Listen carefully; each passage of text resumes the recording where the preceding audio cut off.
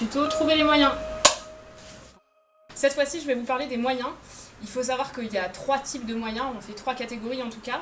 Il y a les moyens matériels, les moyens humains et les moyens financiers. Alors je vais surtout parler des moyens financiers parce que l'argent c'est un peu le nerf de la guerre.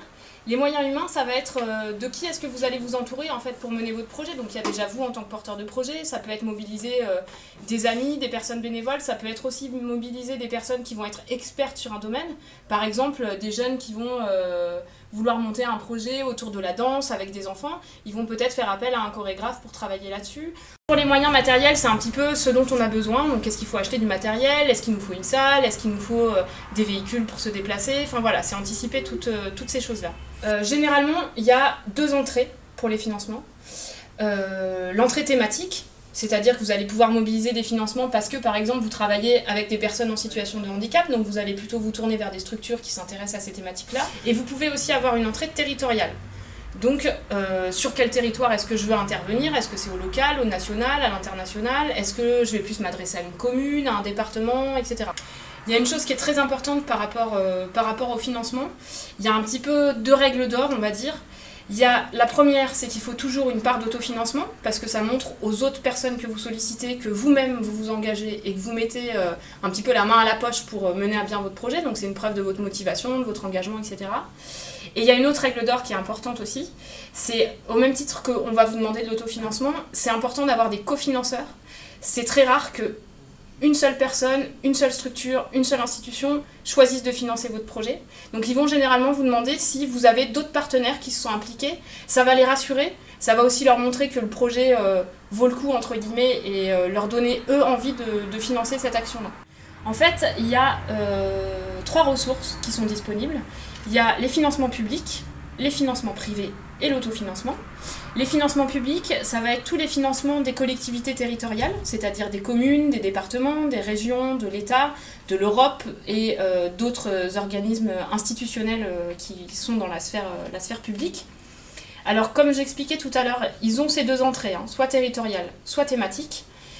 Et ils fonctionnent soit par appel à projet, soit par ce qu'on appelle des dispositifs un peu de droit commun, c'est-à-dire que vous allez vous-même aller les solliciter pour leur demander des financements sur telle ou telle thématique.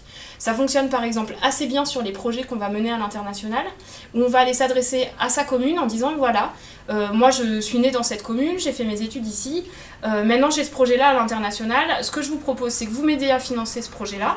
Je vais partir, je vais aussi du coup représenter ma commune ou en tout cas mon département, ma région dans ce pays où je vais aller faire ce projet et puis quand je vais revenir, je vais aussi valoriser ce projet-là que j'ai fait et donc je vais faire un retour sur le terrain dans ma commune ou sur la collectivité pour présenter ce que j'ai réalisé.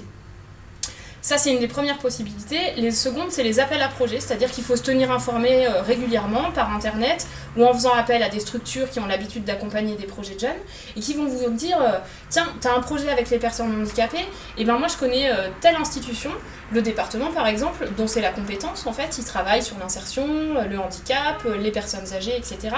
Donc ils vont vous dire tiens, moi je sais que le département en ce moment, il lance un appel à projet pour sortir les personnes âgées de l'isolement.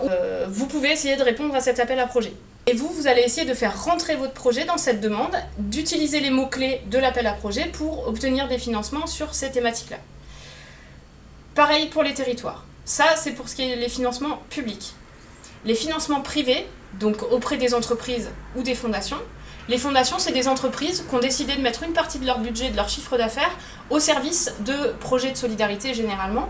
Donc ça va fonctionner un petit peu comme les appels à projets. Vous allez avoir une thématique qui va être définie et puis vous allez devoir présenter un dossier type. Il est très important d'avoir une communication claire et de se renseigner sur les attentes des entreprises, de la fondation, enfin voilà, ce qu'ils vont pouvoir retirer eux comme bénéfice de soutenir votre action. Donc, ce qu'on met généralement en avant pour les entreprises en tout cas, c'est l'image de l'entreprise au niveau local, montrer qu'elle s'implique, qu'elle a une responsabilité sociale. On en a pas mal discuté dernièrement de la responsabilité sociale des entreprises, leur expliquer que votre projet leur permettrait de développer une politique dans ce sens-là. Ce qui est important, et surtout avec les entreprises, c'est de leur demander de financer des choses très concrètes. C'est-à-dire qu'ils vont savoir exactement où part l'argent et à quoi est-ce qu'il va servir. Autre chose très importante, les impliquer dans le projet. Soit lorsque vous ferez un temps de valorisation, soit au démarrage si vous faites une soirée de lancement. Il faut en tout cas leur permettre d'être présentes et de voir concrètement ce que donne votre projet et à quoi est-ce que leur argent va servir et leur implication va servir. Une autre façon de trouver des financements, c'est de se débrouiller par soi-même, soit l'autofinancement. L'autofinancement va avoir l'avantage d'être une première étape très concrète sur votre projet. Donc déjà, de vous retrouver à travailler en équipe, à organiser un événement ou à organiser une petite action qui va être un premier pas avant la réalisation du grand projet en tant que tel. Ça va vous permettre de fonctionner en équipe, de savoir qui est bon dans quoi, comment est-ce que vous arrivez à communiquer, à vous organiser, etc. D'impliquer vos partenaires et de montrer à vos partenaires que vous êtes capable de A à Z de gérer un événement ou une action. Ça implique les gens en fait. Et ça c'est très important. Vous pouvez imaginer tout type d'action en autofinancement. Place à la créativité sur ce coup-là. Faites-vous plaisir. C'est vraiment le moment de parler de votre projet, de montrer ce que vous savez faire, etc. Ça peut être organiser une soirée spectacle, un repas. Ça peut être faire des petits films, des micro-trottoirs. Ça peut être... organiser des ventes ou des empaquetages, vous avez dû voir ça assez souvent dans les supermarchés. Il y a vraiment énormément de possibilités.